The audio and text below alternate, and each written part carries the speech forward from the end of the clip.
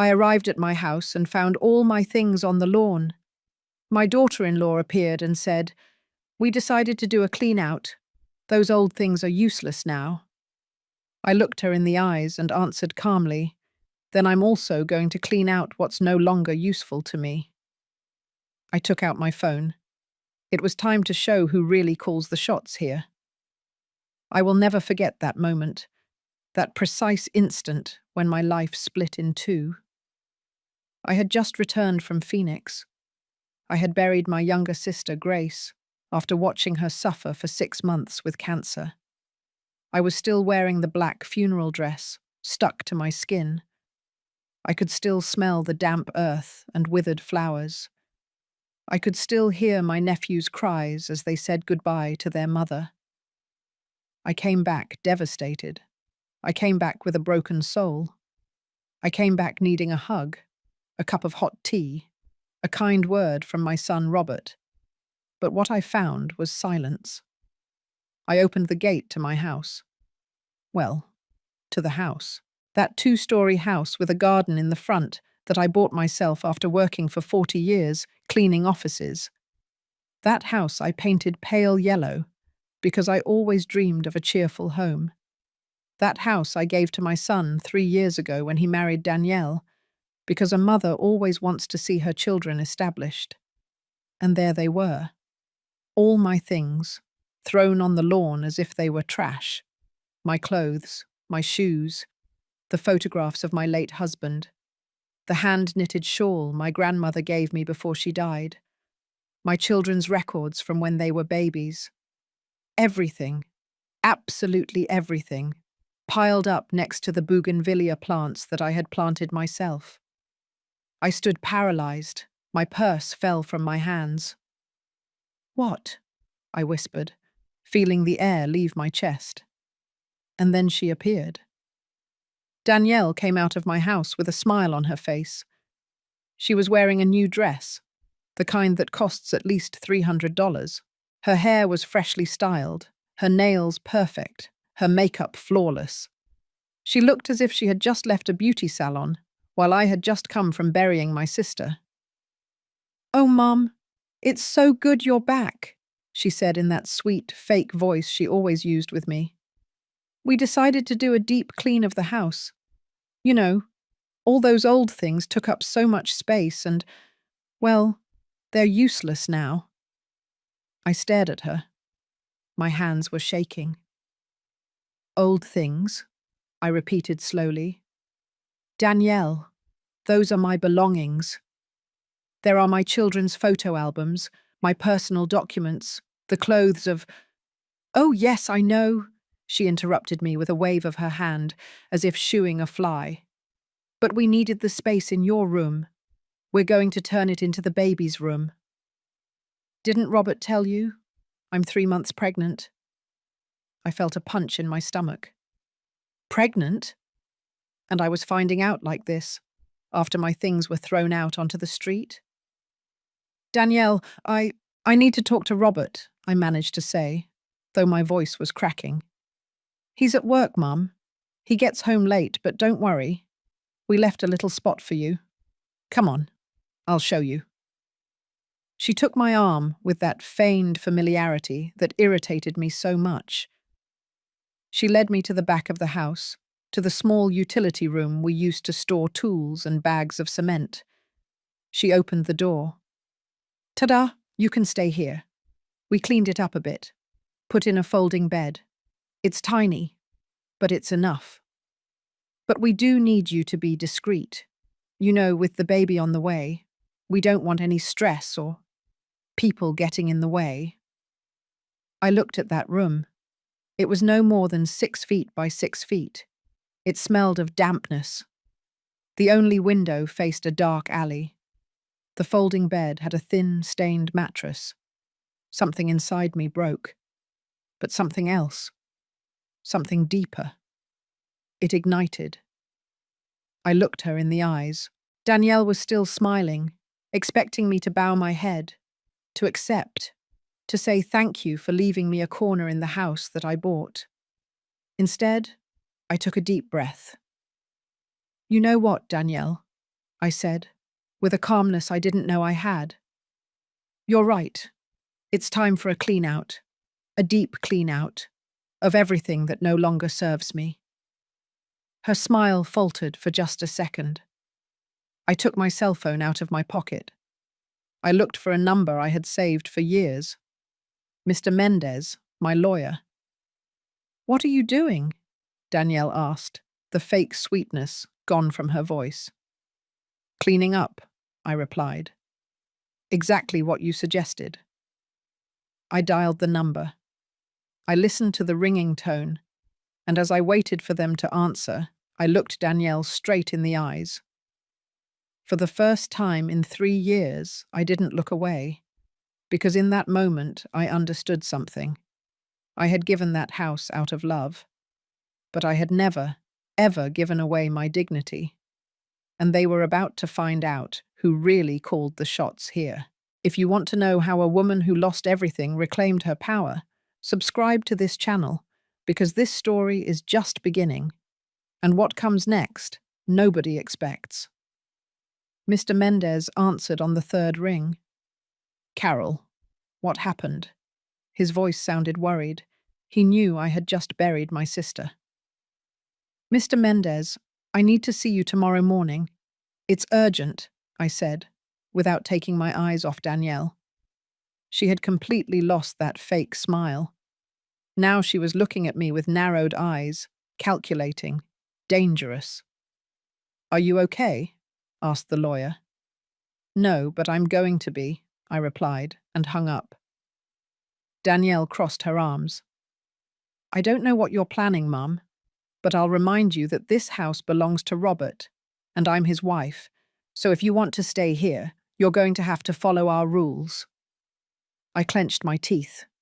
I wanted to scream at her that I had bought that house with the sweat of 40 years cleaning other people's bathrooms, that every brick in those walls carried my sacrifice, that Robert was barely 25 years old when I gave it to him, without asking for a single dollar in return. But I said nothing, because I had learned something in my 67 years of life. Words without power are just noise, and I needed to get my power back first. Okay, I said simply. I'll stay in the utility room. Danielle blinked, surprised. I think she expected a fight, expected drama, expected me to cry or beg. Oh, good. I'm glad you understand, she said, regaining some of her composure. And another thing, there's no more room in the refrigerator for your things, so you'll have to buy your own food and keep it in your room. We can't be sharing the kitchen at all hours either. The doctor says I need to avoid stress. I nodded slowly. Of course, no problem. Perfect.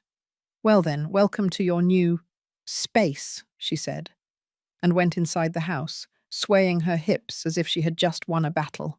I was left alone in that tiny room. I closed the door. And then, only then, did I allow myself to cry. I cried for my sister Grace. I cried for my husband, who had been dead for 10 years. I cried for the woman I had been, strong, hard-working, proud.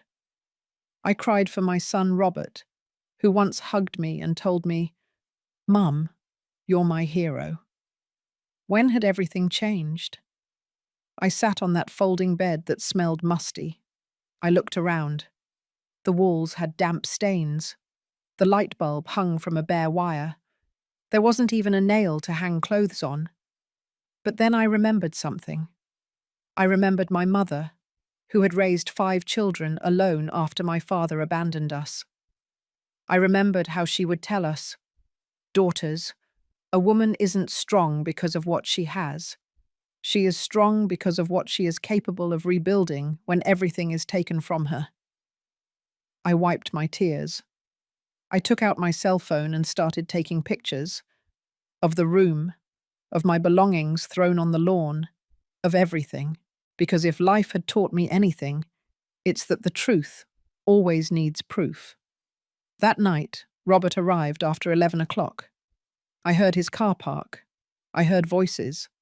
I heard Danielle's sharp laugh. I waited. I thought he would come to see me, that he would knock on the utility room door, that he would ask me how I was after my sister's funeral. But he didn't come. At 12 o'clock at night, when I couldn't take it anymore, I left the room. I walked barefoot down the hallway of my house, feeling the cold tiles under my feet. I knocked on the master bedroom door. "Robert?" I called softly. Silence. "Robert, son, I need to talk to you." The door opened just a crack. My son peeked his head out. He looked tired, with dark circles under his eyes, thinner than the last time I had seen him. "Mom, it's late," he whispered. "What's wrong?" "What's wrong?" I repeated, feeling my voice break. "Robert, they threw all my things on the lawn. They put me in the utility room, and you didn't even tell me Danielle is pregnant." He looked down. "Mum, I was going to tell you, but you were in Phoenix with Aunt Gracie and I just buried my sister, Robert. I just said goodbye to the only family I had left from my generation. And I come home to find I've been treated like trash." "It's not personal, Mum," he said, rubbing his eyes. "We just need the space. With the baby on the way, things have to change." "Change?" I looked at him in disbelief. "Robert, I bought this house. I gave it to you because I thought you would want me here, that we would be a family. And we are, Mum. But Danielle, she's stressed. The pregnancy has been difficult. The doctor says we shouldn't upset her." "And me?" I asked, feeling a lump in my throat. "Don't I matter?" Robert sighed. "Of course you matter, Mum. But you have to understand. Danielle is my family now, my priority. You always told us yourself that when you get married, your wife comes first." Every word was like a stab. "Not like this, son," I whispered. "Not like this." "Mum, please. We're tired. We'll talk tomorrow, okay? Try to be understanding." And he closed the door. I stood in that hallway, trembling. My son, my Robert, the boy whose diapers I changed, whom I taught to read, whom I hugged every time he cried.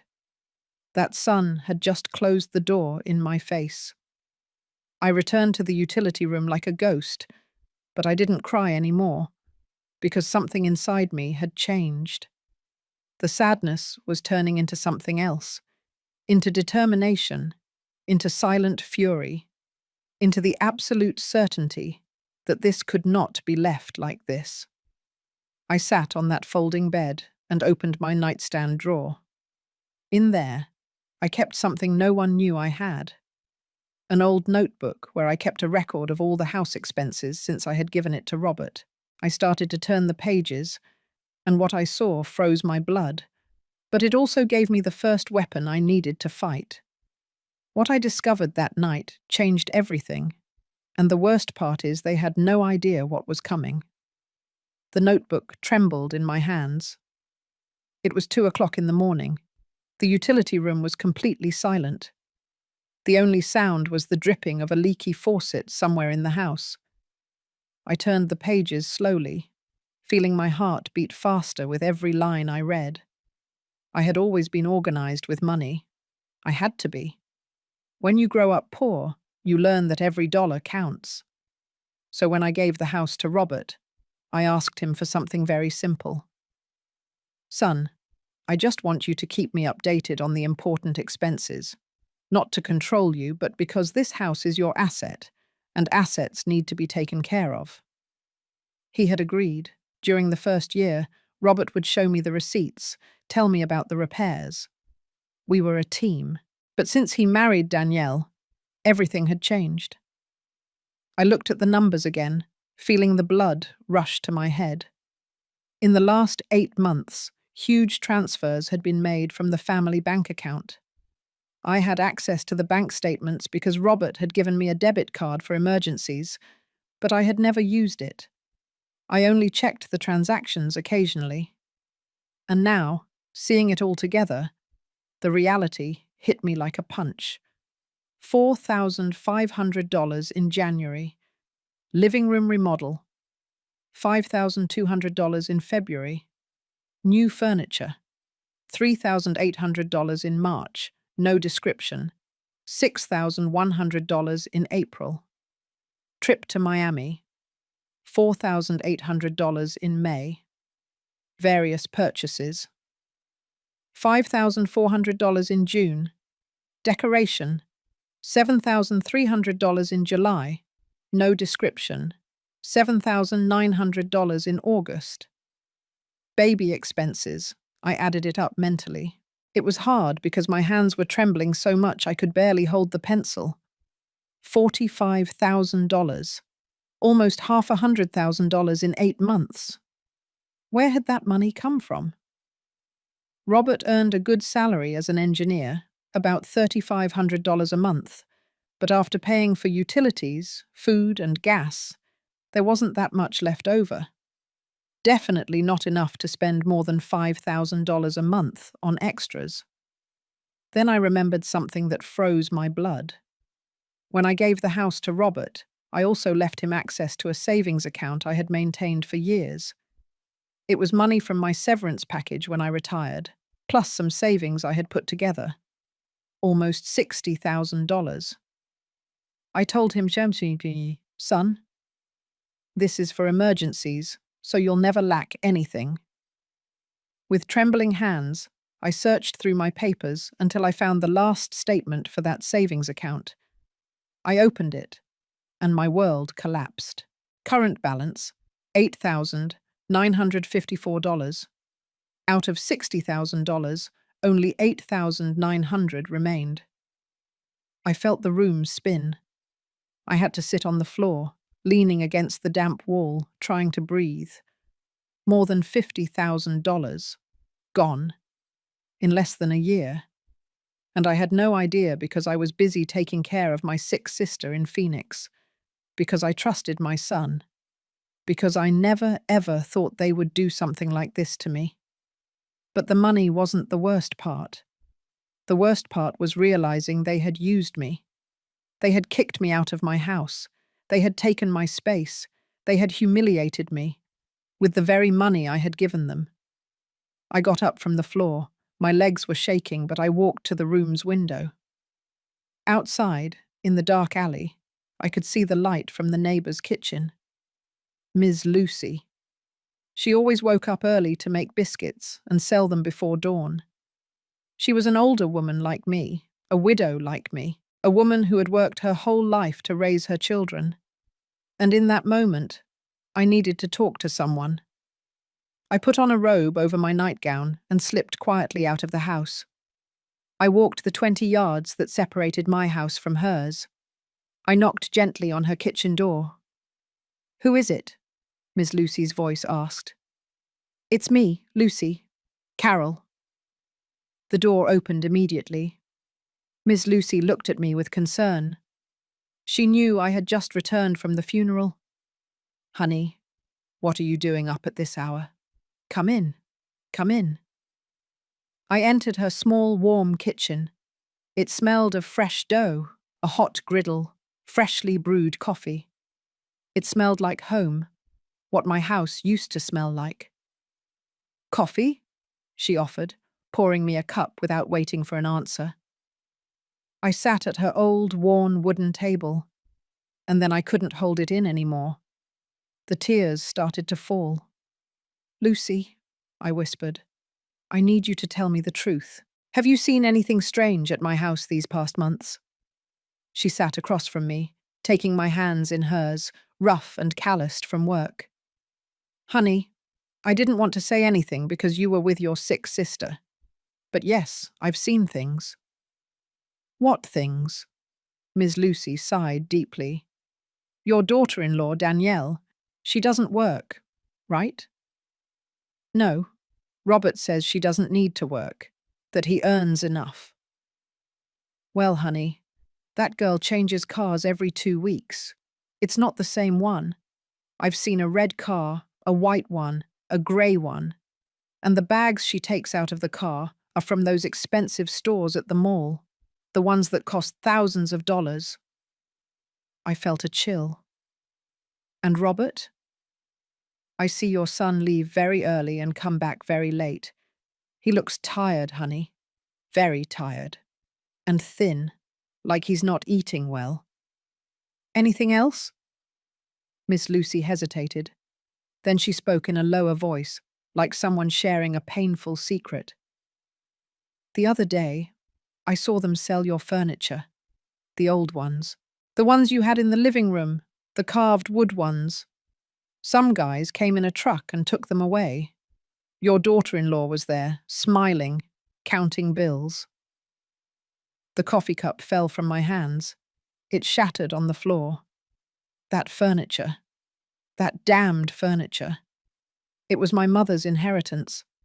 Furniture that was over 70 years old. Furniture my grandmother had brought from Philadelphia when she moved to the city. Furniture that was worth a fortune.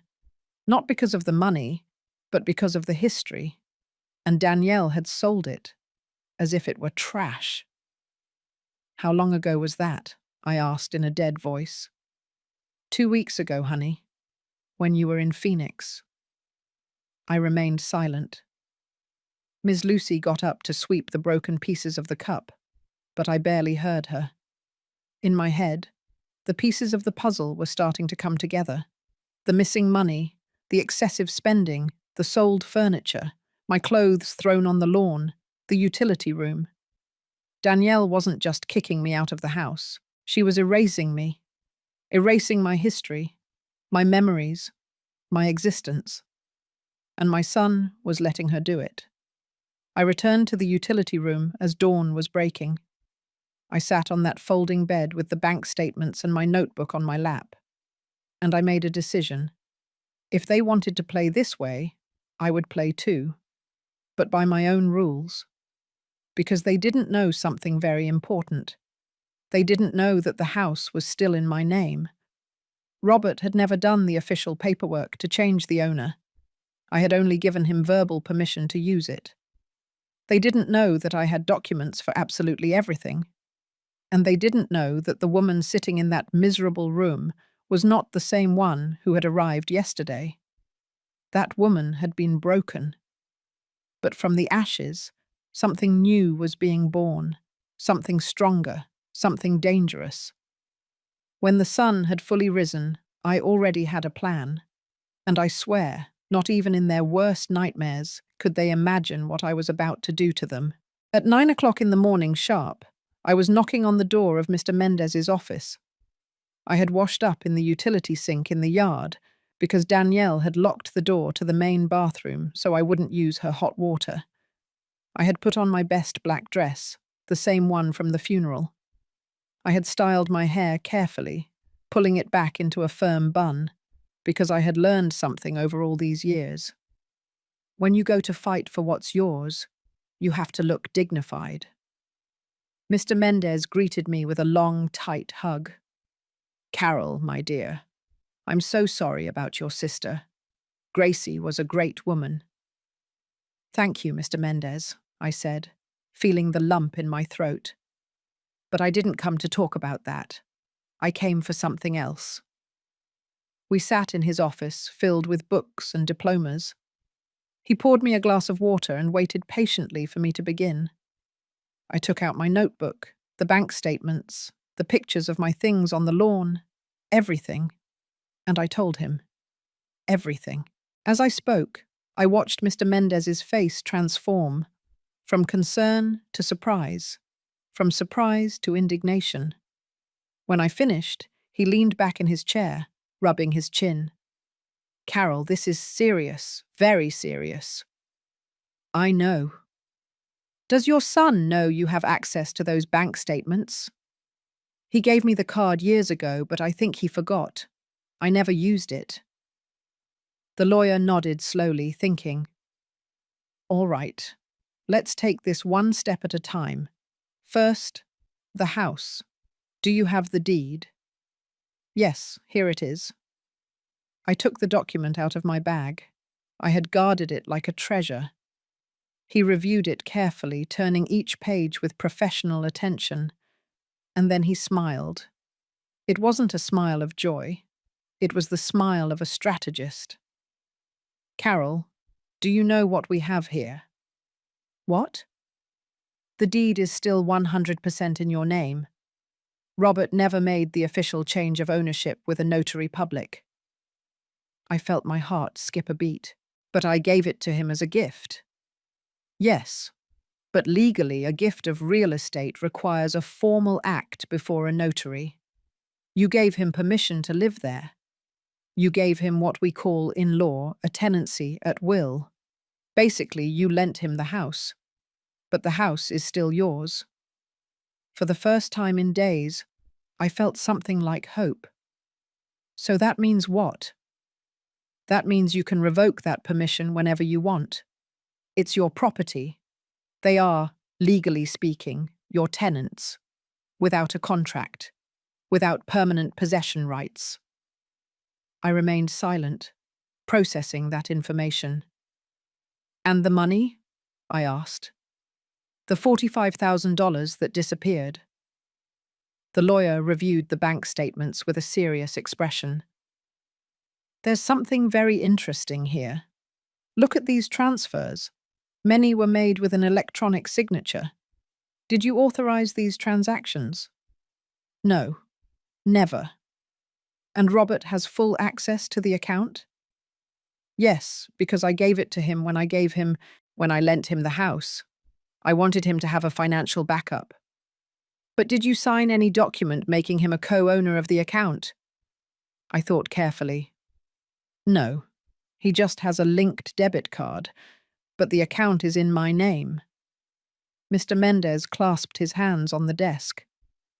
"Carol, this is delicate. If Robert made those transfers without your explicit authorization, it could be considered misappropriation of assets. Technically, it's family fraud." The words fell on me like stones. Fraud. My own son. "I don't want to send him to jail, Mr. Mendez," I said quickly. "I just want things to be fair." "And they will be. But you need to regain your negotiating power. And for that, we need to make some moves." He took out a notepad and began to write. "Here's what we're going to do. First, today we are going to change all the passwords to your bank accounts. You will be the only one with access." I nodded. "Second, we're going to make an official inventory of everything that was in that house when you gave it to Robert, including that antique furniture they sold. You are going to formally report the unauthorized sale of your property." "Can I do that?" "Of course you can, because you never took your name off the deed. Legally, everything in that house was still yours." I felt the strength return to my body. "Third, we are going to formally notify Robert that he must vacate the property in 30 days, or alternatively, sign a formal lease agreement with monthly rent and very clear clauses." "Rent?" I asked, surprised. "To my own son?" The lawyer looked at me with those wise eyes that had seen 1,000 cases like mine. "Carol, your son kicked you out of your house, put you in a utility room, spent your money without asking, sold your mother's furniture. Do you really think he deserves to continue living there for free?" He was right. Completely right. "And if he refuses?" I asked. "Then we start the eviction process. And believe me, with the evidence you have, a judge will rule in your favor in less than 3 months." I stared out the office window. Outside, Chicago was bustling with its normal traffic. People going to work, street vendors, everyday life. And there I was, about to completely change the course of my life. "Is there anything else?" the lawyer said, pulling me from my thoughts. "Do you have other assets, properties, accounts?" I thought carefully. "Yes, I have a small apartment in the old factory district. It was my husband's. We've been renting it out for years." "How much do you rent it for?" $1,800 a month." "And where does that money go?" To a different bank account, one I opened years ago for the apartment's maintenance expenses. Robert doesn't know about that account. Mr. Mendez smiled broadly. Perfect. So you have your own income. That changes everything. It means you can live independently if you decide not to go back to that house. The idea hit me like a lightning bolt. Live alone? At 67 years old? After a lifetime of taking care of others? Mr. Mendez, I don't know if I can. Carol, he interrupted me with a firm but kind voice. What do you want? Really, in the bottom of your heart? What do you want? I fell silent. What did I want? I wanted my son to apologize to me. I wanted him to treat me with the respect I deserved. I wanted to get my house back, my space, my dignity.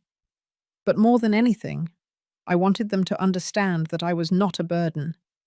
I was not an old piece of furniture that could be thrown away. I was not a nuisance to be gotten rid of.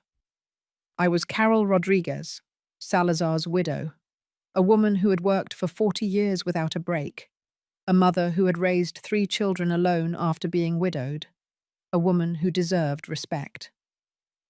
I want justice, I said finally.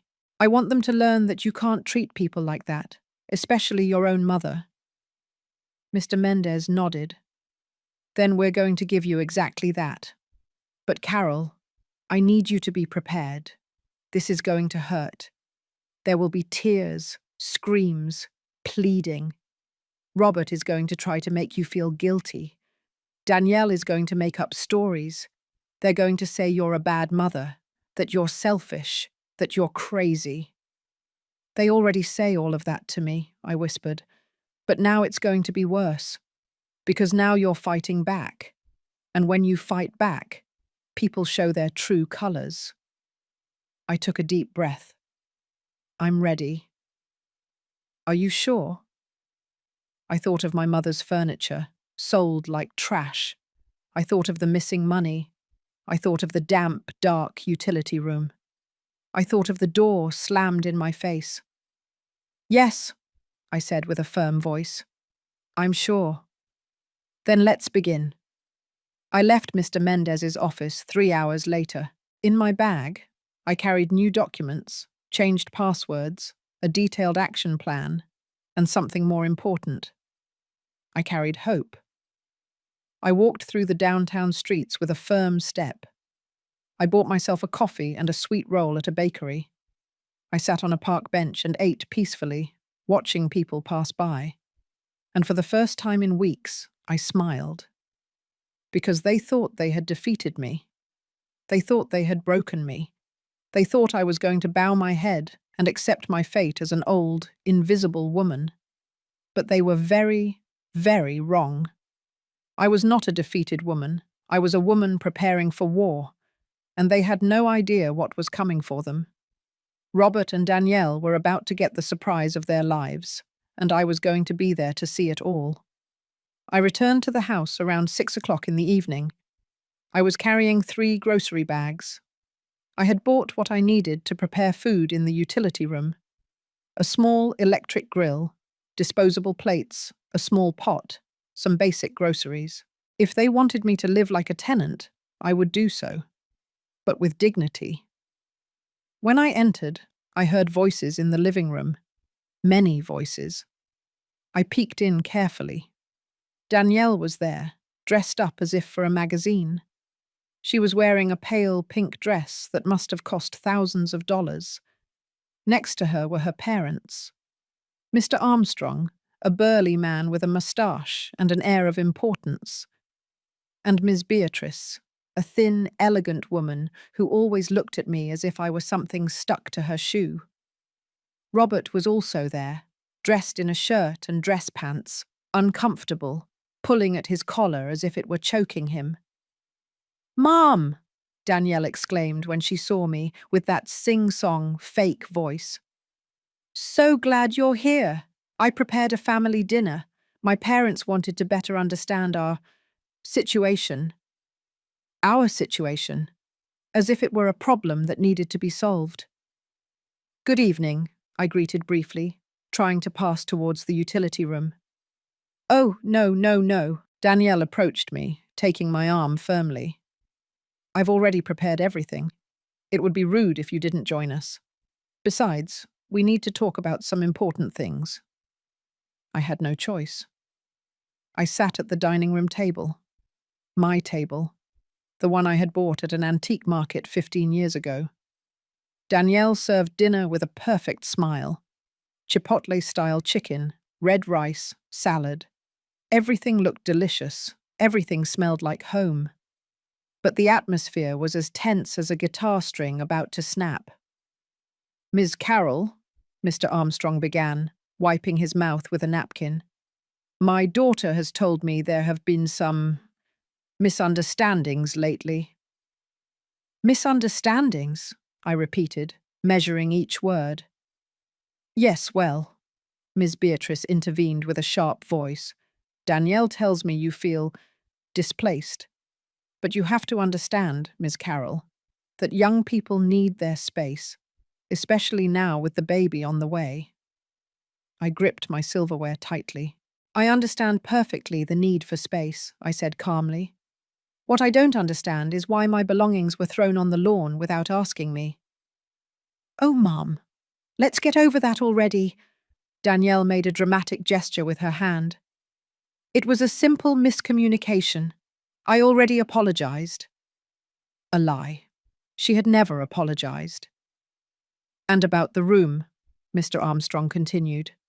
"Well, I think it's very generous of Robert and Danielle to have given you a space. There are many people your age who don't even have that." People my age. As if I were a burden, a nuisance, a beggar grateful for crumbs. Robert said nothing, just ate in silence, his gaze fixed on his plate. "Besides," Ms. Beatrice added, "at your age you should be thinking about, well, about making things easier for everyone. There are very nice retirement homes with nurses, activities, people your age. Wouldn't that be more comfortable?" There it was, the real reason for this dinner. They wanted to convince me to go to a nursing home. I looked at Robert. My son still didn't look up. "Robert," I said in a firm voice, "what do you think about this?" He finally looked up. His eyes were tired, empty. "Mom, I just want everyone to be okay, for there to be peace." "Peace?" I repeated. "You're asking me for peace while you're planning to send me to a nursing home?" "It's not a nursing home, Mum," Danielle intervened quickly. "They're luxury retirement communities, with gardens, with—" "I'm not interested," I interrupted her.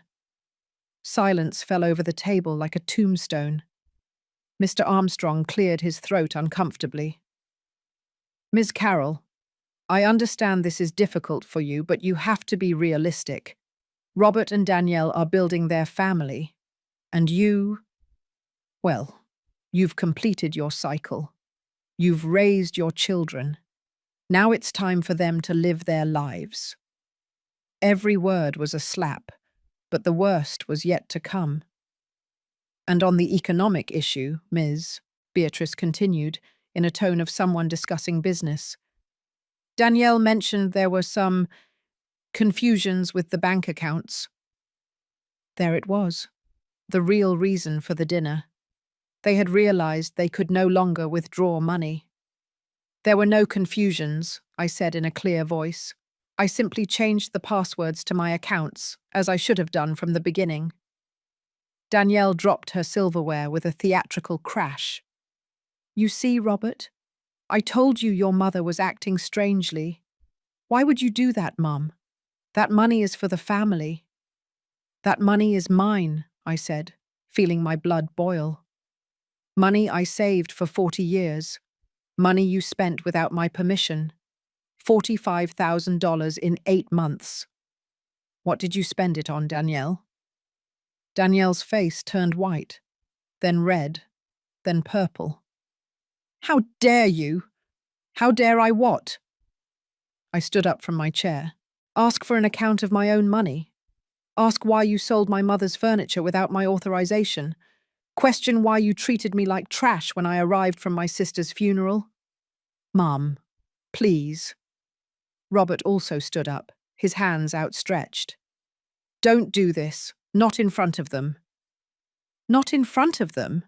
I looked at him incredulously. Robert, they came here to convince me to go to a nursing home. And you're worried about appearances? Mr. Armstrong slammed his fist on the table. Ma'am, you are being very rude.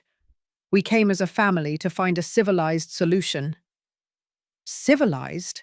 I let out a bitter laugh. Is throwing my things on the lawn civilized? Is selling my mother's belongings civilized? Is taking $500,000 from me without asking civilized?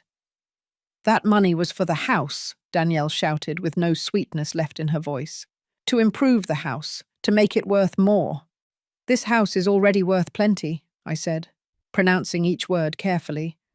And it's still mine. The silence was absolute. Danielle blinked in confusion. What? You heard me. This house is in my name. We never did the official deed change. Robert lives here by my permission, a permission I can revoke whenever I want. I saw the colour drain from Danielle's face, how Mr. Armstrong and Miss Beatrice looked at each other in panic, how Robert slumped into his chair with his head in his hands.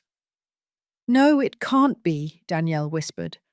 Robert told me the house was his. He promised me before we got married. Well, he lied to you, I said coldly, or he simply never did the paperwork. The fact is, this house is legally mine. Every brick, every window, every inch. Danielle turned on Robert like a wild animal. Tell me it's not true. Robert, tell me this crazy old woman is lying. Robert slowly lifted his head. There were tears in his eyes. It's true, he whispered. I never finished the paperwork. I thought that it wasn't urgent, that Mum would never… That I would never what? Danielle screamed. That I would never find out. That I would never reclaim it. You told me this house was yours. I married you because you said you had assets. And there it was, the naked, raw truth. Danielle hadn't married my son for love. She had married him for the house, for my house. Miss Beatrice stood up indignantly. This is unacceptable. Armstrong, we're leaving. I'm not going to stay here and listen to these accusations. They're not accusations, I said calmly. They're facts, and I have documents to prove everything. Mr. Armstrong pointed his finger at me. You are a bad mother. A real mother wouldn't do this to her son. Those words hurt more than I could admit, but I wasn't going to let them hurt me anymore. A real mother teaches her children to respect, to value, to be honest. I did all of that. If Robert didn't learn, it's not my fault. It's his. I turned and walked towards the utility room. Behind me, I heard chaos. Danielle crying hysterically, Miss Beatrice screaming insults, Mr. Armstrong demanding explanations, Robert trying to calm everyone down. I closed the door to the room and leaned against it, trembling. It had been the toughest confrontation of my life, but also the most necessary. And it was just the beginning. That night, around 11, I heard violent banging on the room door. Mum, open up. We need to talk. It was Robert. I didn't open it. Mum, please. Danielle is very upset. The doctor said she can't get stressed because of the baby. I still didn't open it. What do you want me to do? Beg for your forgiveness on my knees? Cry? Tell me what you want and I'll do it, but please don't take the house from us. I threw the door open. Robert was a mess. His hair dishevelled, his eyes red, his shirt wrinkled. And for the first time I felt no pity. I felt disappointment. Robert, I said in a calm voice, I'm going to tell you something, and I want you to listen carefully. I never wanted to take anything from you. I gave you this house out of love. I gave you my money out of generosity. I gave you my space for family. I know, Mum. I know, But you treated me like trash. You humiliated me, you stole from me, you lied to me. And when I came back broken from my sister's funeral, you threw me out on the street. It was Danielle's mistake. I didn't know that. You knew. I raised my voice. You knew, and you did nothing. You closed the door in my face. You told me she was your priority. You told me to understand. It's just, she's my wife, Mum. I have to support her. And what am I? Trash? A burden to be gotten rid of? Robert fell to his knees in front of me. Forgive me, he sobbed. Forgive me, Mum. I was a coward. I was a bad son. But I'm begging you, don't leave us on the street. I looked at him there, kneeling, crying, and something inside me broke. But not from pain, from clarity. This wasn't my little boy anymore. This was a man who had made his choice, and he had to live with the consequences of his choices. I'm not going to leave you on the street, I said finally. But things are going to change, drastically. Tomorrow you're coming with me to Mr. Mendez's office, and we are going to sign a contract with clear rules. Whatever you say, Mum. Whatever you say. And Danielle is going to pay back every dollar she spent of my money. Either she pays it or you pay it. But it will be paid. Robert nodded desperately. Yes, whatever. Now go. I'm tired. He got up slowly. Before he left, he looked at me with the eyes of a beaten puppy. Do you hate me, Mum? The question took me by surprise. No, Robert, I said sadly. I don't hate you, but I don't recognize you either. The son I raised would never have done this to me. I closed the door, and for the first time in days, I slept soundly because I knew I had won the first battle. But the war was just beginning. The next morning, Robert and I went to the lawyer's office. And what happened there changed everything forever. Robert arrived on time at Mr. Mendez's office. But he wasn't alone. Danielle came with him, clinging to his arm like a tick. She wore dark glasses that covered half her face and held a tissue in her hand, ready for drama. When they saw me sitting in the waiting room, Danielle stopped short. She's coming, she whispered to Robert, though loud enough for me to hear. It's her lawyer's office, Danielle, Robert replied with a tired voice. Mr. Mendez received us in his office. His face was professional, serious, impenetrable. Good morning, Mrs. Carroll, Mr. Robert, Mrs. Danielle. Please have a seat. We sat down. Danielle couldn't stop looking around suspiciously, like a caged animal looking for an exit. All right, the lawyer began. I've called you here because there are legal matters we need to resolve formally. First of all, let's clarify the situation of the property. He placed a copy of the house deed on the desk. As you can see here, the house located at 247 Jacaranda Street is registered 100% in the name of Mrs. Carol Rodriguez, Salazar's widow. There is no other owner. Danielle snatched off her glasses. That's impossible. Robert told me that. What Robert told you is irrelevant, the lawyer interrupted her with a sharp tone. The legal facts are these. Mrs. Carroll is the sole owner. You live there by verbal permission, which in legal terms is called a tenancy at will. But I'm his daughter-in-law. It's my house too, Danielle insisted, her voice getting higher. No, ma'am, it is not. Not 1 inch of that property is in your name. I saw Danielle turn pale, her hands clutching the tissue until her knuckles turned white. Is this true? Robert asked in a trembling voice. My son lowered his head. Yes. And when were you planning on telling me? I thought we would sort out the paperwork after the wedding, but with work and... I don't care about your excuses, Danielle shouted, jumping to her feet.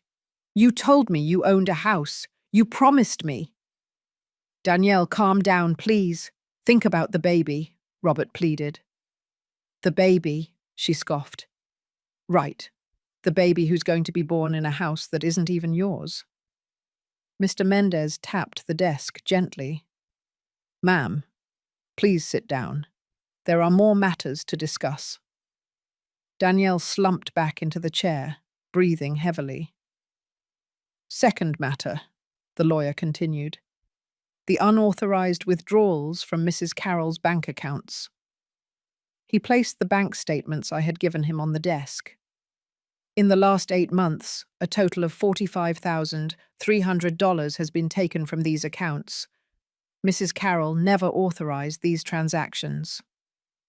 I didn't take that money, Robert defended himself immediately. The transfers were made with the card that is in your name, said the lawyer. That makes you legally responsible. But it was Danielle who used the card. I lent it to her because she said she needed... What? Danielle stared at him with wide eyes. Now you're going to blame... me? You were the one who bought the new furniture, who organized the trip to Miami, who spent $6,000 on clothes. Because you told me we had money, that your mum had given you all that. I said she lent it to us, not that she gave it to you. Watching them fight like this should have given me satisfaction, but it only brought me sadness. Enough, I said in a firm voice. They both fell silent immediately. I don't care who spent the money. You are both responsible, and that money will be returned. All of it. Down to the last dollar. Mum, we don't have $45,000, Robert said desperately. My salary barely covers. Then you will pay it in installments, with interest. The lawyer will draw up a payment plan. Interest? Danielle let out a hysterical laugh. You're going to charge your own son interest? I'm going to charge interest to the person who stole my money, yes. It's not theft. It's family money. It was my retirement money, I said, feeling my voice break. Money I earned cleaning bathrooms and offices for 40 years. Money I was going to use for my medical expenses when I got older, and you spent it on trips and clothes. Danielle opened her mouth to reply, but no words came out.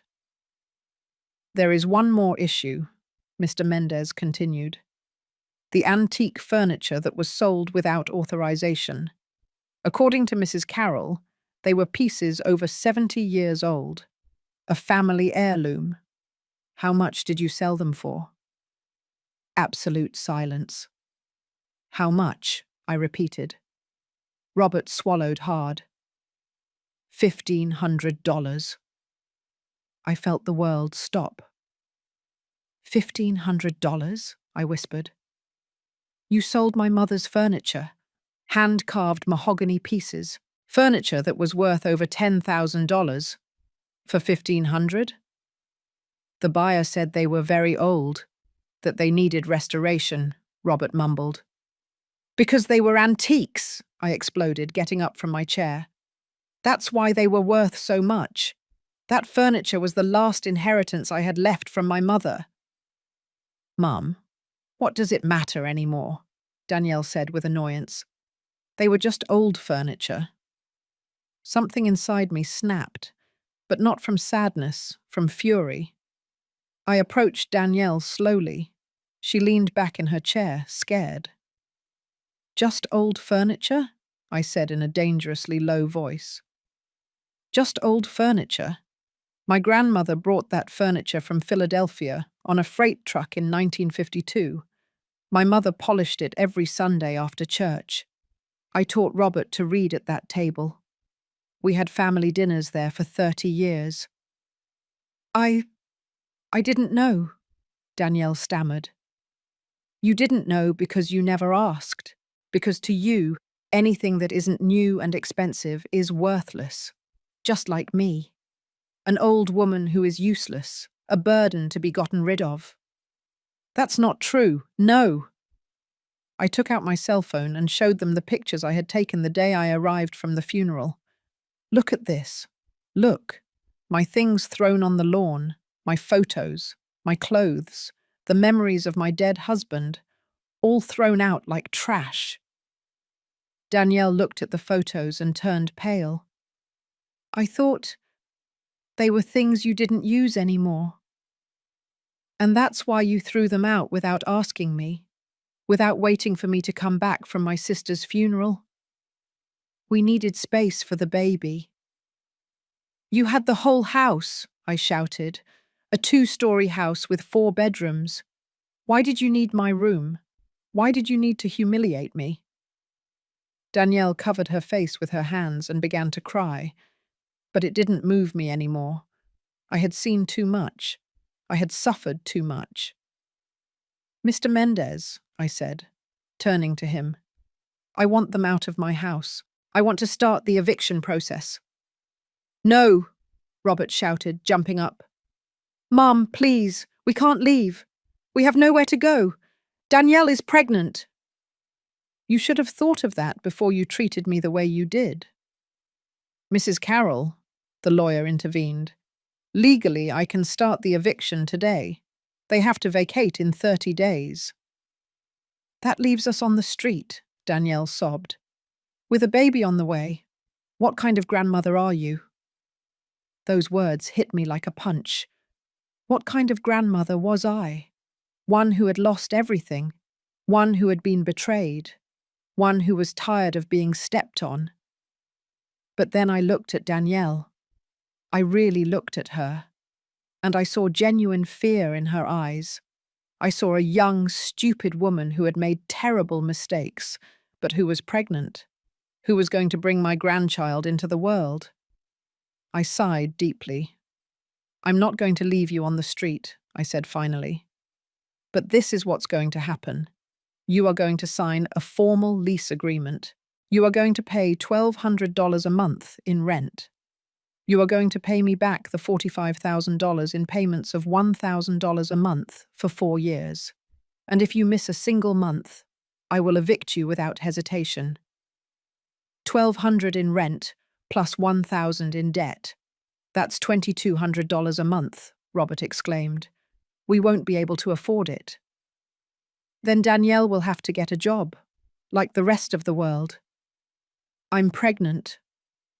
And I worked until my 8th month of pregnancy with Robert, cleaning floors on my knees, so don't give me any excuses. Danielle looked at me with pure hatred. You'll regret this, she hissed.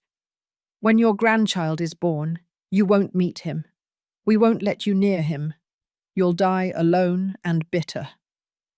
Her words hurt, but they weren't going to control me anymore. If that's my cross to bear, I'll bear it, I replied.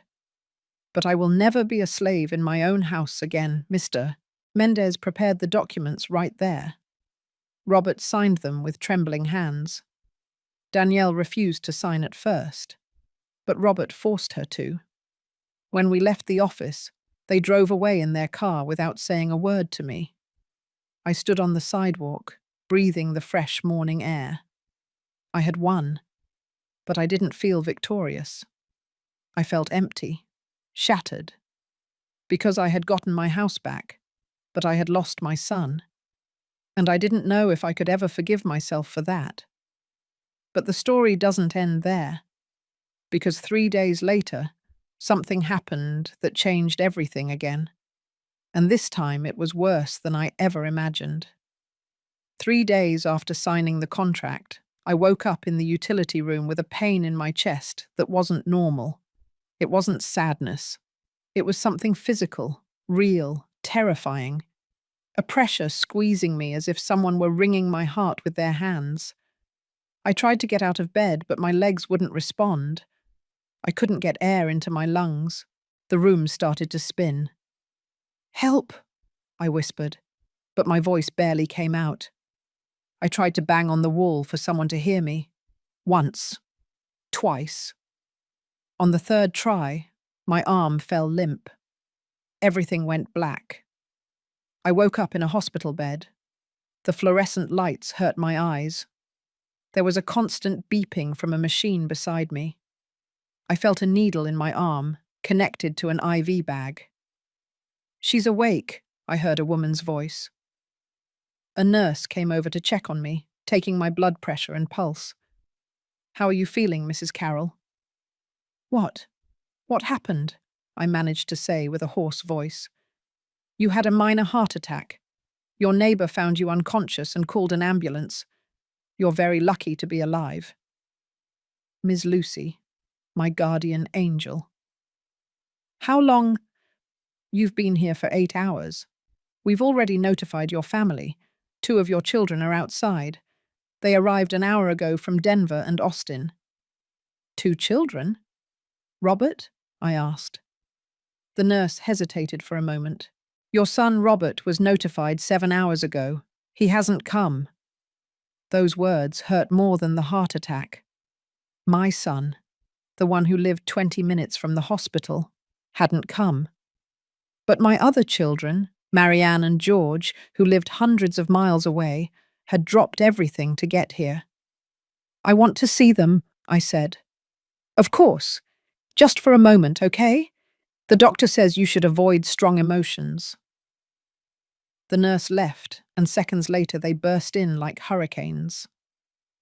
Marianne, my middle child, 38 years old, a lawyer, always so serious and organized. But now her eyes were red and swollen from crying. George, my youngest son, 35 years old, an engineer like Robert, but with a completely different heart. His hair was messy and his shirt was buttoned wrong, as if he had dressed in a hurry. "Mom!" Marianne ran to me and hugged me carefully, as if I were made of glass. "Thank God. We thought we were going to lose you." George took my free hand and squeezed it tightly. "What happened, Mum?" "Ms. Lucy called us crying, saying she found you passed out on the floor. Why didn't you tell us you were sick?" "I didn't want to worry you," I whispered. "Worry us?" Marianne wiped away her tears angrily. "You almost died, Mum. The doctor says it was a miracle Ms. Lucy found you when she did. 10 more minutes and—" She didn't finish the sentence. She didn't have to. "But we don't understand," George said, sitting on the edge of the bed. "The doctor says this was caused by extreme stress. What's going on? Why so much stress?" I looked at both of them. My children, so different from Robert in so many ways. And I told them everything. I told them about my arrival from the funeral, my things thrown on the lawn, the utility room, Danielle, the missing money, the sold furniture. Everything. As I spoke, I watched my children's expressions change, from concern to disbelief, from disbelief to horror, from horror to absolute fury. "What?" Marianne shouted, jumping up. "Robert did what? I'm going to kill him." George stood up too. "I'm going to go right now, and I'm going to—" "George, no." I stopped him with what little strength I had. "It's already been handled. We've signed a contract with Mr. Mendez." "Mr. Mendez knows about this?" Marianne asked. "Yes. He's helping me." Marianne immediately took out her cell phone. "I'm calling Robert right now." "Wait." I tried to stop her, but she was already dialing. We waited. 1, 2, 3 rings. Voicemail. Marianne called again. Voicemail again. "He's rejecting my calls," she said in a dangerous voice. "That damned coward is rejecting my calls." George tried too. Same result. "Mum," Marianne said, putting her phone away with jerky movements. "When you get out of here, you're coming with me to Denver." "I can't." "Yes, you can. And you will. I'm not going to let you continue living in those conditions." "I don't live in the utility room anymore. I rented a small apartment with the money from the rent of the building in the old factory district. What building? George asked, confused. One I inherited from your father. We've been renting it out for years. You didn't know because I always saved that money for emergencies. My children looked at each other. Mum, George said slowly, how many more secrets do you have? They're not secrets. They're precautions. You learn to take care of yourself when you're a widow. Marianne sat down next to me again, taking my hand in both of hers. Mum, listen to me carefully. Robert has no right to treat you like this. I don't care if he's my brother. What he did is unforgivable. He's married. He has to choose his wife. Choosing his wife doesn't mean humiliating his mother, George exploded. I'm married, Mum. I have 2 kids, and Andrea would never ask me to treat you like that. Never. And if she did, he continued without hesitation, then she wouldn't be the woman I want to be with. A good wife doesn't make you choose between her and your family. A good wife integrates, she doesn't disintegrate. Those words made me cry, because George was right. A good partner doesn't force you to abandon your own. Mum, Marianne said in a firm voice, I need you to understand something. You gave us everything. You worked until you broke so we could study. You paid for our college. You helped us when we needed it. Now it's our turn to take care of you. I don't want to be a burden. You are not a burden, Marianne shouted. You are our mother. And the fact that you think you could be a burden breaks my heart. George came over and hugged both of us. Mum, when you get out of here, we're going to fix everything. I'm going to talk to Robert personally. And if he doesn't change his ways, if he doesn't apologize on his knees, then I will disown him as my brother too. I don't want you to fight because of me. It's not because of you, Mum. It's about what's right. And what Robert did is wrong. At that moment, the doctor came in, an older man with glasses and a serious expression. Salazar family, I need to talk to you about Mrs. Carroll's condition. We all tensed up. The minor heart attack was caused by acute and prolonged stress.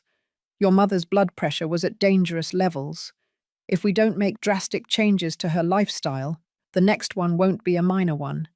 It will be a full-blown heart attack, and likely fatal. The words fell like stones. What does she need? Marianne asked immediately. First, completely eliminate the sources of stress. Second, daily medication to control her blood pressure. Third, psychological therapy, because the damage is not just physical, it's also emotional. And fourth, a real support network. Family that takes care of her, not destroys her. George and Marianne nodded. She'll have it all, George said. You have my word. The doctor looked directly at me. Mrs. Carroll, what is causing you the most stress right now? The question took me by surprise. I thought of Robert, of Danielle, of the utility room, of the sold furniture, of the humiliation. My eldest son, I said finally, and the situation with him. Then, by medical prescription, I recommend that you temporarily cut contact with that situation. For at least 3 months. You need to heal. And you can't heal if you keep getting wounded. Those words were like a release. A doctor was giving me permission to step away, to take care of myself, to set boundaries, without guilt. I'll do it, I said. Marianne squeezed my hand, and we will be with you every step of the way. I left the hospital 2 days later. Marianne stayed with me in a nearby hotel. George had to go back to Austin for work, but he called 3 times a day. Robert never showed up. Not a call, not a message, nothing. But I wasn't expecting anything from him anymore. because I had discovered something important in that hospital bed. I had been looking for love in the wrong place. Robert had shown who he was, and I had to accept it. But Marianne and George, they showed me I wasn't alone, that I still had family, real family. A week later, I was sitting in the small apartment I had rented with the rent money. It was a modest place, one room, a small kitchen, a full bathroom. But it was mine, clean, tidy, peaceful. Marianne helped me decorate it. We bought plants, new curtains, a comfortable rocking chair for reading. And for the first time in months, I felt at home. I was having coffee at the small table by the window when my cell phone rang, an unknown number. I hesitated before answering. Hello? Mrs. Carroll? This is Mr. Mendez. Mr. Mendez, good morning. I have some news. Robert just made the first payment. $2,200, $1,200 for rent, and $1,000 for the debt. I remained silent, processing. Really? Yes. And there's something else. Your daughter-in-law Danielle got a job in a department store, a perfume saleswoman. I couldn't help but smile a little. Danielle, who had never worked a day in her life, now selling perfume. Life has strange ways of teaching lessons. Thanks for letting me know, Mr. Mendez. There's something else, Carol. Robert called the office. He asked about you. He says that he needs to talk to you.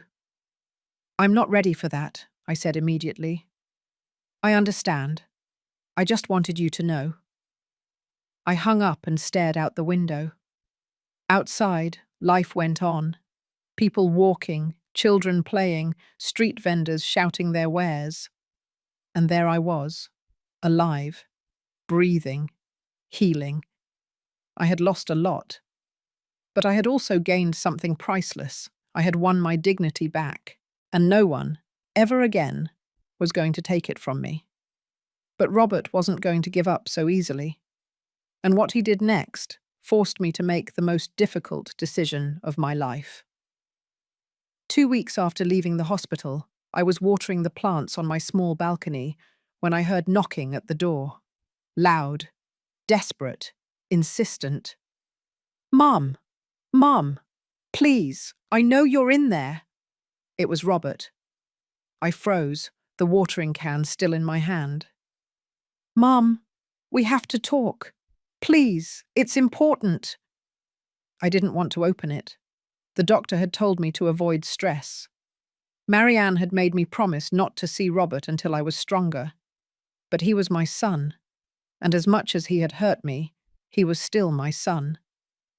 I opened the door just a crack. Robert looked destroyed. He had lost at least 20 pounds. He had deep, dark circles under his eyes. His clothes hung on his body as if they were 2 sizes too big. He looked like a ghost of himself.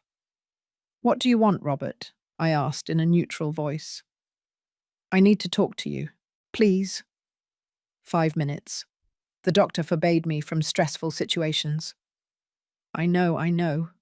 Miss Lucy told me. Mum, I didn't know you were so sick. If you had known, you were notified 7 hours before your siblings, and you didn't come. Those words hit him like a slap. I saw his eyes fill with tears. Danielle wouldn't let me go. She said it was a trick of yours to manipulate me, that you wanted to play the victim. I believed her. And by the time I realized my mistake, you had already left the hospital and I didn't know where you were. Marianne and George found me without a problem. Because they are better children than me, he said with a broken voice. Mum, please, just let me in for 5 minutes. I need to tell you something important. Against my better judgment, I opened the door. Robert entered and looked around the small apartment. I saw shame on his face, pain, regret. It's nice, he said in a low voice. Small, but cozy. It's what I can afford with the rent from your father's building. He sat on the sofa carefully, as if he were afraid of breaking something. Mum, I came to tell you that you were right about everything. I looked at him suspiciously. Danielle is destroying me, he continued. Ever since we signed the contract and she had to get a job, she's become unbearable. She complains all the time, saying everything is my fault, that I promised her one life and gave her another. And you were right, weren't you? I said without emotion. You promised her a house that wasn't yours. I know. He put his face in his hands. I know, and it was my mistake. A huge mistake. But Mum, I'm trapped. I have a baby on the way. I can't get a divorce now. Is that what you came to tell me? To cry about your marital problems? No, I came to... He took a deep breath. I came to ask for your forgiveness. On my knees, if necessary. For everything. For throwing your things out. For the utility room. For the money. For grandmother's furniture. For slamming the door in your face. For not going to the hospital. For being the worst son in the world. Tears streamed down his cheeks. And I felt nothing. That was the most terrifying part. That my own son was crying in front of me, and I felt no urge to comfort him. Robert, I said slowly, does Danielle know you're here? He shook his head. I slipped out while she was at work. If she finds out, she'll go crazy. Why? Why? Because she's still angry with you. She says you ruined our lives, that you took everything from us. I let out a bitter laugh. I didn't take anything from you. I set boundaries. There's a difference. I know, Mum, but she doesn't see it that way. And how do you see it? Robert looked up at me. I see that I lost my mother for a woman who doesn't even respect me, who yells at me, who blames me for everything, who threatens to take my son away from me if I don't do what she says. Then divorce her, I said simply. I can't. We're expecting a baby. Robert, I was 7 months pregnant with George when your father died. I had to go on alone. If you can work, you can support your child. With or without Danielle. But no buts. Either you stay with her and accept the consequences, or you separate and build a new life. But you can't go on like this, destroying yourself, and you can't come here expecting me to solve your life for you. Robert was silent for a long time. You don't love me anymore, Mum? He asked in a small child's voice. That question broke my heart. I will always love you, Robert. You are my son. I carried you in my womb. I raised you. I taught you to walk, to talk, to read. But I don't trust you anymore, and I'm not sure if I'll ever be able to again. What do I have to do? He pleaded. Tell me what I have to do to earn your trust back. Grow up, I said simply. Stop being a child who expects his mum to solve everything. Make decisions like an adult. Stand up for what's right, even if it's hard. And if I do, if I change, will you forgive me? I don't know, Robert. Honestly, I don't know. He slowly got up from the sofa. He looked older than he was, tired, defeated. Then all I can do is show you with actions, he said. No more words. He walked to the door. Before leaving, he turned one last time. When the baby is born, would you come to meet him? The question caught me off guard. If you truly invite me, if you treat me with respect, if Danielle accepts my presence without drama, then yes, I'll go. Thank you, Mum. And he left. I stood in the middle of the apartment, trembling. Marianne was right. Seeing him had been stressful, but also necessary, because Robert needed to hear the truth, and I needed to tell it to him. That night I couldn't sleep. I kept replaying the conversation in my head. Robert's words, his devastated face. Had I been too harsh, too cold? Or was I just protecting my heart from more pain? At 2 in the morning, my cell phone rang. It was Marianne. "Mum, are you awake?" "Yes, dear, what's wrong?" "I just got a very strange call from a woman who says she's Danielle's mother." My blood ran cold. "Miss Beatrice? What did she want?" "She wants to meet with you. She says it's urgent, that she has information you need to know about Danielle and Robert." "Information? What kind of information?" "She wouldn't tell me over the phone, only that it's serious, and that it could change everything." My mind started spinning. Why would Danielle's mother want to talk to me, after how she treated me at that horrible dinner? "What do you think?" I asked Marianne. "I think you should hear her out, but not alone. I'm coming with you." "Can you come from Denver?" "I'm already on my way. I left 2 hours ago. I'll be there tomorrow afternoon." My daughter, always protecting me. "Thank you, Marianne.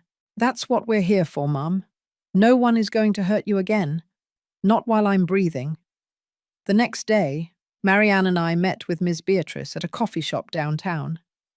She arrived on time, but she looked different from the arrogant, elegant woman I had known. Her hair was unkempt, deep dark circles under her eyes.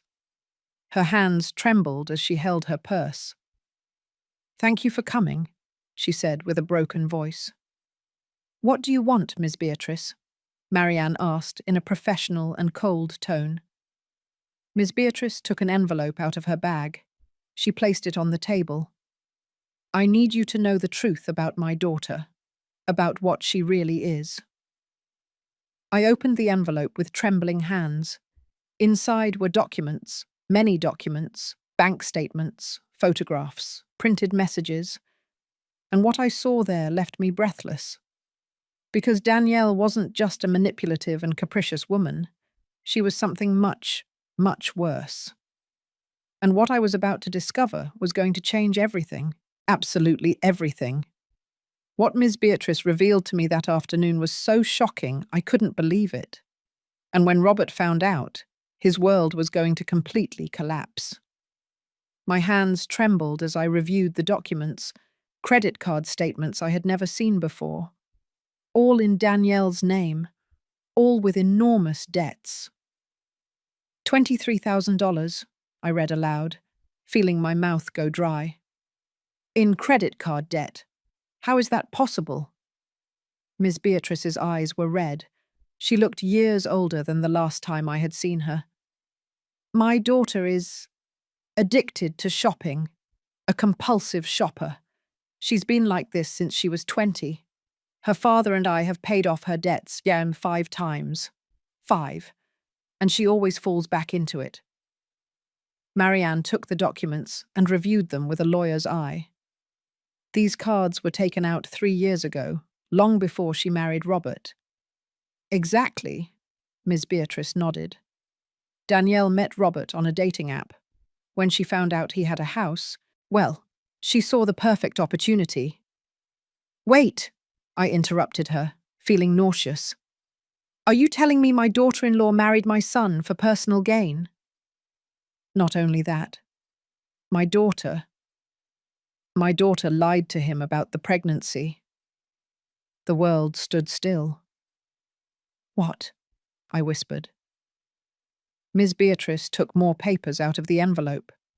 Medical records, prescriptions, printed text messages. Danielle can't have children. She's had a uterine problem since she was 18. We've known since then. The doctors were clear. Natural pregnancy is impossible. Marianne and I looked at each other in horror. But she is pregnant. We saw her at the dinner. The doctor mentioned it. He said she couldn't get stressed. She's lying, Ms. Beatrice said with a broken voice.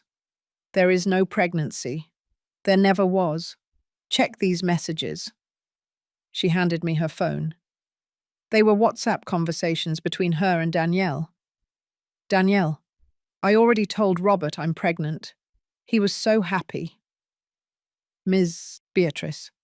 Danielle, you can't do this. When he finds out you lied. Danielle. He's not going to find out. I'll say I lost it in a few months. But by then I'll be well settled in the house. Ms. Beatrice. This is wrong. Very wrong. Danielle. You never support me. Always criticizing. That's why I'm in this situation. I need this house, Mum. I need to get out of debt, or they're going to sue me. I felt like I couldn't breathe. Robert doesn't know any of this? Nothing. Danielle is very good at lying, always has been. She bought maternity clothes. She looks up pregnancy symptoms online to fake nausea. She even bought positive pregnancy tests online to show him pictures. Why are you telling me this? I asked. You are her mother. Why betray your own daughter? Ms. Beatrice put her face in her hands and began to cry. Because I can't take it anymore. I can't keep watching her destroy lives. She has scammed 3 men before Robert. Always the same story. They fall in love. She invents pregnancies, gets money, and when she can no longer sustain the lie, she disappears. My God, I whispered. But this time it was different. This time she found someone who had a house, and she decided to stay. And when you appeared as an obstacle? Well, I saw her do horrible things. Throw away your belongings, sell your furniture, humiliate you. And you said nothing? Marianne asked in a hard voice. I was afraid, Ms. Beatrice cried. My daughter can be dangerous. She manipulates, lies, threatens. She told me that if I said anything to Robert, she would cut me out of her life forever. And she's my only daughter, my only baby. But she's not a baby anymore, I said in a firm voice. She's an adult woman who is committing fraud.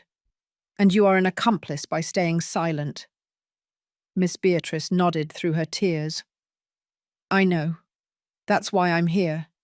Because yesterday, Danielle came to ask me for more money. $5,000. She says she needs to get fake pregnancy tests done to keep deceiving Robert. And I can't go on with this anymore. I can't. Marianne took all the documents and put them away carefully. I'm going to need certified copies of all of this, and I need you to be willing to testify if necessary. Whatever it takes, Ms. Beatrice said. I just want this to end, before my daughter ruins more lives. Where is your husband in all this? I asked. Armstrong doesn't know anything. He thinks Danielle has finally settled down. If he finds out about this, I don't know what he would do. He's so proud of her. Well, he's going to have to find out, Marianne said. Because this is serious. Very serious. I stared at the documents on the table. My son. My poor Robert. Deceived. Manipulated. Destroyed. By a woman who never loved him. Who only saw an opportunity in him. I have to tell him, I said. Robert has to know the truth. Are you sure, Mum? Marianne asked. This is going to destroy him. He's already destroyed. But at least if he knows the truth, he can start to rebuild on a real foundation, not on lies. Ms. Beatrice took my hands. Thank you. Thank you for being more of a mother than I am, for protecting your son even when he didn't protect you. Her words hurt me, because they were right. I was still a mother, despite everything. That same afternoon, I dialed Robert's number. He answered on the second ring. Mom? Robert, I need you to come to my apartment. Now, it's urgent. Are you okay? Did something happen? I'm fine, but we need to talk. Bring Danielle with you. Danielle? But Mum? Robert, I said in a firm voice. Either you both come in an hour or I'm coming over there. And believe me, you don't want this conversation to be at your house. Okay, okay, we'll be there. I hung up and looked at Marianne. Are you ready? She asked. No, but we have to do it. 40 minutes later, there was a knock on the door. I opened it. Robert was there, nervous, pulling at his shirt collar. Beside him, Danielle with a sour face and tight maternity clothes. I hope this is important, Mum, Danielle said in a bored tone. I had to ask for time off from work. Come in, I said simply. They entered, sat on the sofa. Marianne stood next to me, a folder in her hands. What's going on? Robert asked. Why is Marianne here? Because what I'm about to tell you is very serious, and you need family support. I saw Danielle's face change from boredom to alert. Serious? She asked in a high-pitched voice. What are you talking about? I'm talking about lies, I said, looking directly at her. About fraud, about manipulation. I don't know what… Your mother came to see me, I interrupted, and she told me everything. I saw the colour drain from Danielle's face. My mum, what did she say? Marianne opened the folder and started taking out documents. She said you're not pregnant, that you never were, that you have a medical condition that prevents you from having children, and that you lied to Robert to keep the house. The silence was deafening. Robert slowly got up from the sofa. What? His voice came out as a whisper. What did you say? She's lying, Danielle shouted. My mom is crazy. She's making things up because she's jealous that I'm happy. Here are the medical documents, Marianne said, showing them. Certified, with your full name. Diagnosis, bicornuate uterus with severe adhesions. Impossibility of natural pregnancy. Those are old. From years ago. I'm better now.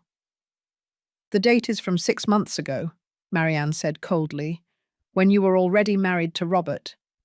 And here is the conversation with your mother, where you admit you're lying about the pregnancy.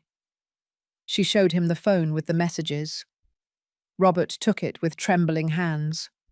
He read. Once. Twice. 3 times. And then he collapsed onto the sofa with his head in his hands. No, it can't be, he whispered. Robert, my love, listen to me. Danielle knelt in front of him. I am pregnant. I swear. Those documents are fake. Your mum forged them to separate us. Then why would your own mother give me this information? I asked. Because she hates me. Because she has always hated me. Danielle, Robert said in a dead voice, looking up. Show me recent pregnancy tests from a real doctor, with your name on them. Danielle opened her mouth, closed it, opened it again. I have them at home. Liar, Marianne said. Your mother also told us you bought positive pregnancy tests online, that the whole thing has been a setup from the beginning. No, I am pregnant. I am. Then we're going to the hospital right now, Robert said, standing up. Now. And you're going to have an ultrasound in front of me. Danielle froze. It's late. The hospital's emergency rooms are open 24 hours a day, Marianne said. Let's go. Now. No, I'm not going. I don't have to prove anything to you. And there it was, the wordless confession. Robert looked at her with eyes full of tears. Tell me the truth, he said with a broken voice. Please, just tell me the truth. Danielle was silent for a long time, and then slowly she began to cry. I'm not pregnant, she whispered. I never was. The cry of pain that came from Robert tore my soul apart. He put his hands to his head, pulling his hair, pacing in circles like a caged animal. "Why?" he shouted. "Why did you do this to me?" "Because I needed the house? Because I have debts? Because I was desperate? And what about me? Didn't I matter? My feelings? My life?" "It was going to work. I was going to tell you I lost it in a few months, and that's it. Nobody had to get hurt." "You destroyed me," Robert was crying his eyes out. "I left my mother. I let you humiliate her. I spent all my money. And all for a lie." Danielle tried to get closer to him, but Robert recoiled as if she were poison. "Don't touch me. Don't ever touch me again." "Robert, please." "Get out," he roared. "Get out of here. I never want to see you again." Danielle looked at me with pure hatred. "This is your fault," she hissed. "You ruined everything. We could have been happy."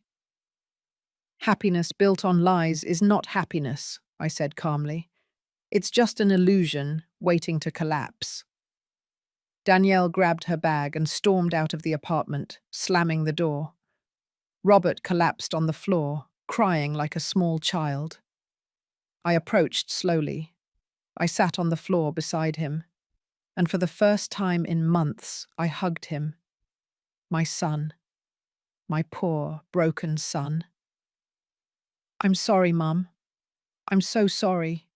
You were right. About everything. And I was an idiot. An idiot who hurt you for someone who was worthless." "Shh." I rocked him gently. "It's over now. It's over. Will you ever be able to forgive me?" "I already have, son," I said, feeling my own tears fall. "From the moment you decided to come looking for the truth." We stayed like that, on the floor of my small apartment, crying together. Because sometimes, to rebuild, you first have to completely fall apart. And my son had just hit rock bottom. But I was going to be there to help him get up. Because that's what mothers do. They forgive, they heal, they rebuild, even when it hurts, especially when it hurts. The truth had come to light, but there was still one last decision to be made, one that would change our lives forever. The following days were a whirlwind. Robert immediately filed for divorce. With the evidence we had, the fake pregnancy fraud, the hidden debts, the messages confessing the manipulation, the lawyer said it would be quick and decisive. Danielle tried to fight. She demanded financial compensation. She threatened to sue for emotional distress. She even made up that Robert had abused her. But every lie crumbled in the face of the evidence. Miss Beatrice, true to her word, testified against her own daughter. It was heartbreaking to see her in court, crying as she told the truth. Mr. Armstrong, upon learning everything, had a nervous breakdown. He spent 3 days in the hospital. When he got out, he forbade Danielle from ever returning to his house. Danielle was left alone. No house, no husband, no family.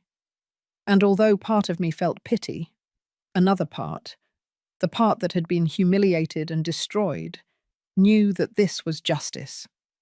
Not revenge. Justice.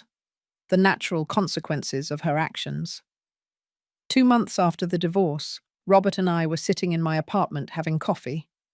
He had moved into a small studio near his work. He was even thinner, but his eyes had a clarity I hadn't seen in years. "Mom," he said, stirring sugar into his coffee, "I've been thinking a lot. About everything. About how we got to this point. And?" I asked. "And I realized something. I didn't marry Danielle for love. I married her out of fear." "Fear of what?" "Of being alone. Of not being enough. When Dad died, I was just 15. And I watched you work yourself to the bone to raise us. I always wanted to show you that it was worth it. That your sacrifice was worth it." His voice broke. So when Danielle came along, beautiful, self-assured, interested in me, I thought it was my chance to have the perfect family, to show you that I had made it. But I did everything wrong, Robert, he continued. Instead of protecting you, I hurt you. Instead of honoring your sacrifice, I trampled on it. I betrayed everything you taught me to impress someone who never loved me. Tears rolled down his cheeks. How can you forgive me? How can you even look at me after what I did to you? I got up from my chair and sat next to him. I took his face in my hands, like when he was a child and had nightmares. Robert, listen to me carefully. Everyone makes mistakes. Everyone. What's important isn't the mistake, but what you do after you make it. But you acknowledged your mistake. You asked for forgiveness. You ended a toxic relationship. You're rebuilding your life. That takes more courage than never making a mistake. Do you really forgive me? I already told you. I forgave you the moment you had the courage to seek the truth. We hugged tightly, and I felt something that had been broken between us begin to heal. It wasn't completely cured. There were still scars, it still hurt, but it was healing, and that was enough for now. 3 months later, my phone rang. It was an unknown number. Hello? Mrs. Carroll, this is Mr. Mendez. Mr. Mendez? What happened? I have news. Danielle was arrested this morning. My stomach dropped. Arrested? Why? Fraud. It turns out that after the divorce with Robert, she tried the same trick on another man, a businessman from Queens. She told him she was pregnant, took money from his accounts, sold some of his belongings. My God. But this man was smarter. He hired a private investigator. He discovered her entire history, the previous scams, the fake pregnancies, everything, and he pressed criminal charges. And now? Now she faces charges for aggravated fraud. It could be up to 8 years in prison. Plus, the other previous victims are joining a class action lawsuit. Her mother is testifying too. I was silent, processing the information. How is Robert? I asked. Does he know? I told him an hour ago. He said he hopes she learns, that she finds help, but that it's not his problem anymore. Good, I said. That's mature of him. There's something else, Carol. Robert has made all his payments. The $2,200 a month for 4 straight months. Without fail. Without complaint. I know. I've been monitoring the account. He wants to know if you would consider renegotiating the contract. Not to pay less, but so he can visit you more often. He says he misses talking to you. I felt a lump in my throat. Tell him to come for dinner on Sunday. I'm going to make pot roast, his favourite. I heard the smile in the lawyer's voice. I'll tell him. And Carol, I'm glad to see things are getting better. Thank you, Mr. Mendez, for everything. On Sunday, Robert arrived with flowers and a chocolate cake. You didn't have to bring anything, I said as I opened the door. I wanted to. It's the least I could do. We ate together. We talked about his work, his new apartment, his future plans. We talked about Marianne and George, about the nieces and nephews who lived far away. We talked about everything and nothing, like we used to before Danielle came along. And it was normal, comfortable, healing. When we finished dinner, Robert took an envelope out of his backpack. What's that? I asked. Open it. I opened it carefully. Inside were legal documents. They were the deeds to the house, completely transferred to my name, with no conditions, no tenancy at will, nothing. Robert, what is this? It's yours, Mum. It always was. But now it's official. 100% yours. I renounce any right to it. But the house was for you. It was a gift that you were ashamed to keep. But you need a secure asset, a place of your own, and that house is yours. I'm going to build my own path, as I should have from the beginning. Tears were streaming down my cheeks. And where will you live? I'll stay in my apartment. I'm saving to buy my own place in a few years. Something I earn, not something given to me. Let me do this, Mum. Let me show you that I've learned, that I've grown, that your sacrifice was not in vain. I hugged him tightly. My son, my little boy who was no longer a boy, who was finally becoming the man I always knew he could be. 6 months later, I was in that same house on Jacaranda Street. But now it was different. I had cleaned every corner. I had painted the walls new colours. I had put plants in every window. Marianne had helped me renovate the kitchen.